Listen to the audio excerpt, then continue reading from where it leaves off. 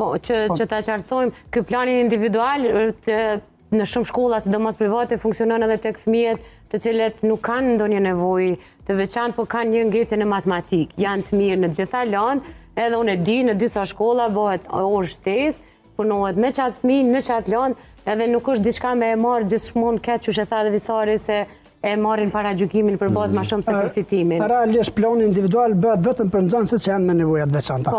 Për nxënësit që kanë vështirësinë të nxënë, si sa disleksia, Visari, disleksia, disgrafia dhe diskalkulia, bëhet me sim plotësues. Me sim plotësues. Që është me udhëzim administrativ. Po, vetë të barazojmë që edhe ata fëmijë mund të kenë diçka shtesë. Shpjegu kjo pjesë, domethënë me sim plotësues bëhet për nxënësit që kanë vështirësinë të nxënë, me sim shtrues është për fëmijët që kanë talent, ndërsa plani individual i arsimit është vetëm për fëmijët që kanë nevojat veçanta, pa u identifiku, prandaj edhe në praktikë kemi vështirësi sepse shumë komuna nuk e kanë funksionalizu ekipin komunal për vlerësim pedagogjik dhe në mungesë të një vendimi nga kjo ekip, që fatkeqësisht shumë komuna nuk funksionon kjo ekip, mësimdhënësi nuk mund të merr asnjë hap sepse nuk mund të bëjë një plan individual. Përkundër që e shet çdo ditë që fëmia po ka vështirësi në përcjelljen e plan programit të rregullt. Pra, në momentin që një nxënës nuk mund ta përcjellë plan programin e rregullt dhe mbetet mbrapa, atë bëhet vlerësimi. Dhe për atij vlerësimit përcaktohet nëse fëmia duhet të ketë plan individual apo jo.